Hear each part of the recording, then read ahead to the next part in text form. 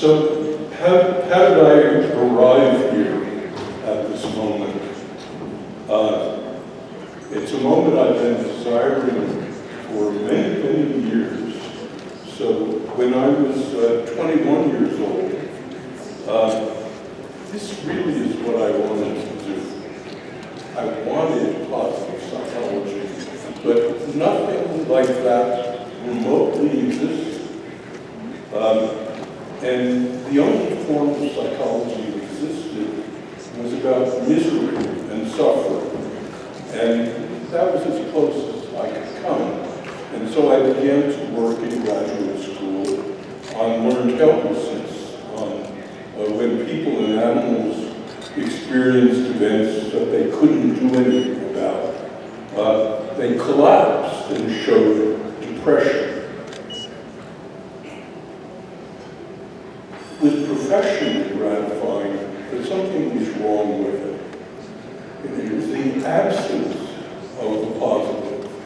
And the next stage in my career was that we found that when we gave helplessness experience both to people and to animals, only 2/3 of them became helpless. But 1/3 didn't become helpless. We couldn't make them helpless. Something felt right about that.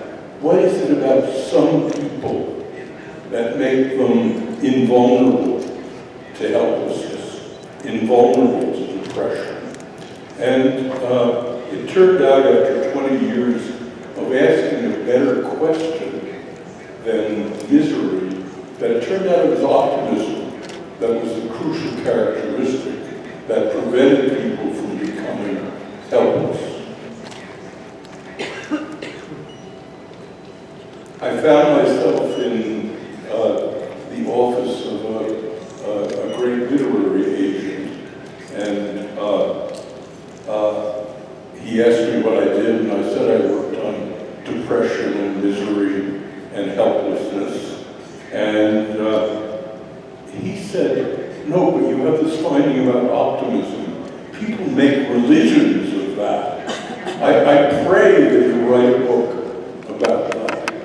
And so I started to, and the next thing that happened was I became president of the American Psychological Association. And presidents are supposed to have themes.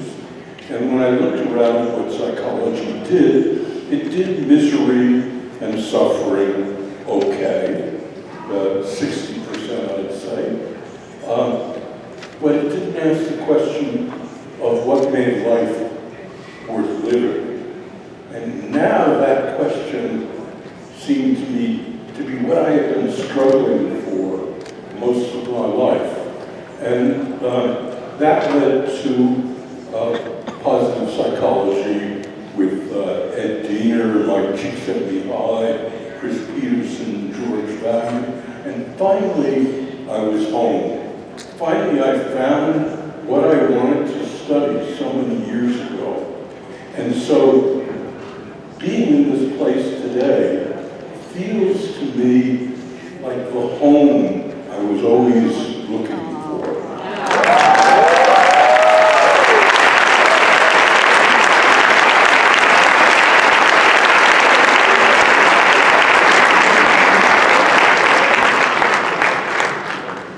What he said.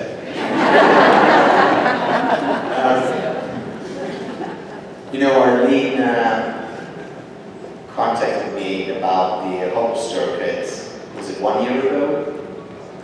1.5. 1.5 years. Time flies when you're having fun. And when you're not, so you might as well have fun. And she prepared a whole pitch to convince me what this is going to be about and why I should participate. And I said to her, Arlene, you had me at hello, or you don't need to go through the pitch. And there are 3 reasons why I would have said yes, yes, and yes to each one of them. The first one was because Arlene asked me to be part of this Hope Circuit. And Arlene and I are colleagues. She's a professor at the Masters of Happiness Studies. More importantly, Arlene is a dear friend. So it was an easy yes. Reason number one. Reason number two is because, needless to sound, completely aligned with the mission of creating a more hopeful world. As many of you, certainly the students of HSA know, I see the difference between sadness and depression as the following. Depression is sadness without hope. Depression is sadness without hope. So we're all sad once in a while, sometimes 10 times in a day. That's natural, that's fine, it's human. But the sadness turns into depression, into learned helplessness, when there is hopelessness. So if we can generate more hope in the world, we will of course have a better, happier, healthier world. And that was in and of itself enough of a reason for me to say yes, yes, and yes. The third reason was the honor of being in the presence of Professor Marty Seligman and to celebrate his work. Because I remember in 1999 in Lincoln, Nebraska,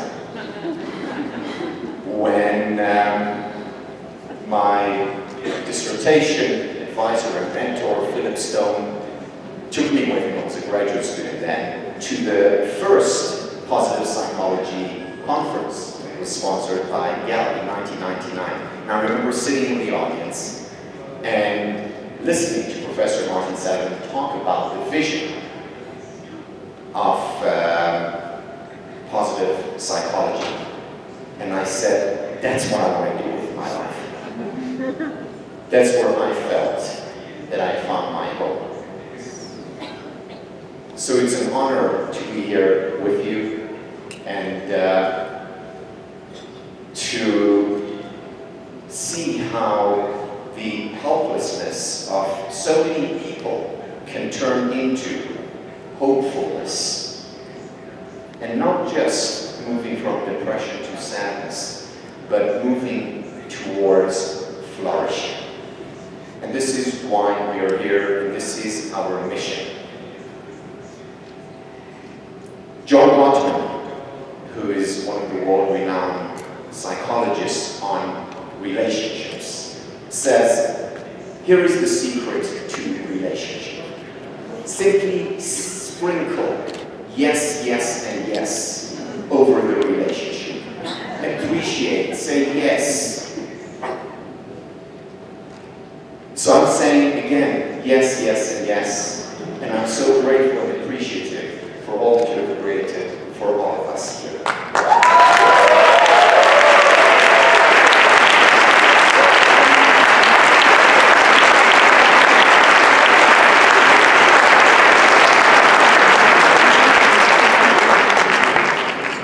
So I remember 30 years ago, arriving at the University of Pennsylvania, because I was following my husband's dream of studying there. I almost wasn't accepted. And then I found myself in a large room of 300 students, and Andrew Chatet, who is currently a very well-known researcher on resiliency, he said, please raise your hand if you're here because you need to take psychopathology. And I'm like, yeah, that's me.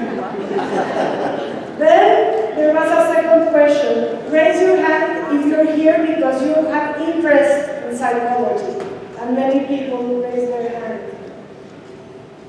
And then the third question was, raise your hand if you're here because of Dr. Seligman. And I was, who is he? And I was blown away. Your perspective on